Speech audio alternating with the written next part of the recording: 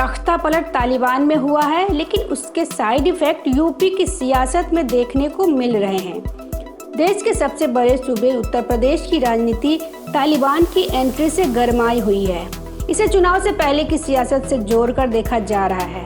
सवाल है कि यूपी में तालिबान की एंट्री से किसे होगा फायदा? क्या वोटों के ध्रुवीकरण की हो रही है कोशिश? कौन अपनी ही टीम के खिलाफ कर रहा है सेल्फ गोल? पिछले एक हफ्ते से देश का हर अखबार और मीडिया चैनल टोटल स्पेस का लगभग 90% तालिबान से जुड़ी खबरों को दे रहा है। यूपी में भी इस पर बयानबाजी शुरू हो गई है। शायर मुनव्वर राना, समाजवादी पार्टी के सांसद डॉक्टर शफीकुर रहमान बर्क और पूर्व मंत्री मौलाना मसूद मदनी ने भी तालिबान के समर्थन में कसीदे पढ़ने शुरू कर दिए। राना ने कहा कि अफगानिस्तान से ज्यादा क्रूरता तो हिंदुस्तान में है। वहीं शफीकुर रहमान बर्क ने तालिबान का समर्थन करते हुए कहा था कि उन्होंने अपने देश को आज़ाद कराया है। ऐसा बयान देने पर अब उनके खिलाफ देशद्रोह का केस भी दर्ज हो गया है। इन बयानों और मीडिया में इस मुद्दे को भरपूर दिखाए जाने से भाजपा को वह लाभ पहुंचाया है जिसकी उन्होंने सपने में भी कल्पना भी नहीं की होगी। बीजेपी ने सपा सांसद डॉक्टर बर्क से सार्वजनिक तौर से माफी मांगने को कहा है। बीजेपी ने कहा है, भारत के स्वाधीनता संग्राम सेनानियों की तुलना तालिबानी आतंकियों से करके सपा सांसद शफीकुर रहमान बर्क ने देश के लिए अपना सर्वस्व बलिदान करने वालों का अपमान किया है। बर्क के इस बयान पर मचे सियासी बवाल ने सपा के लिए मुसीबत खड़ी कर दी।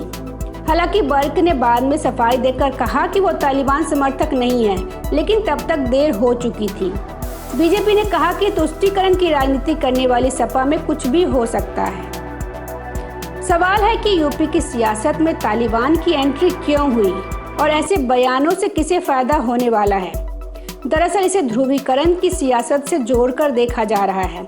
सपा नेता बर्क का तालिबान को लेकर दिया बयान 20% मुस्लिम वोट बैंक को अपने पाले में करने की कवायद के तौर पर देखा जा रहा है। तो इस बयान ने बीजेपी के हिंदुत्ववादी एजेंडे की सियासत को खाद पानी देने का काम कर दिया है। इस बयान ने बीजेपी को हिंदू वोट बैंक के ध्रुवीकरण का अच्छा मौका दे दिया है। यूपी में बीजेपी के खिलाफ लड़ाई में सपा ही मुख्य विपक्षी पार्टी है। समीकरण उसे सत्ता तक पहुंचाता रहा है, जबकि बीजेपी के पास उसका हिंदू कार्ड है। दरअसल बर्क जैसे नेताओं का उलूल जुलूल और विवादित बयान बीजेपी की सियासत को सूट करता है। उसके लिए उन बयानों को हवा देकर अपने टारगेट वोट बैंक को लामबंद करना आसान हो जाता है। अगर इन्हें लेकर सियासी भाषणबाजी बढ़ती है तो पार्टी को इसका लाभ मिल सकता है। हो सकता है कि आने वाले दिनों में अफगानिस्तान और तालिबान जल्द बीजेपी के चुनावी एजेंडे का हिस्सा भी बन जाए। एक बात तो तय है कि अभी इतनी जल्दी तालिबान का मसला शांत नहीं होने वाला है और इसे लेकर ऐसे बयानों की झड़ी और बहस भी थमने वाली नहीं है। यानी चुनाव से पहले उत्तर प्रदेश में अभी कुछ दिन और तालिबान सियासी तापमान बढ़ाता रहेगा। Bureau report, public news.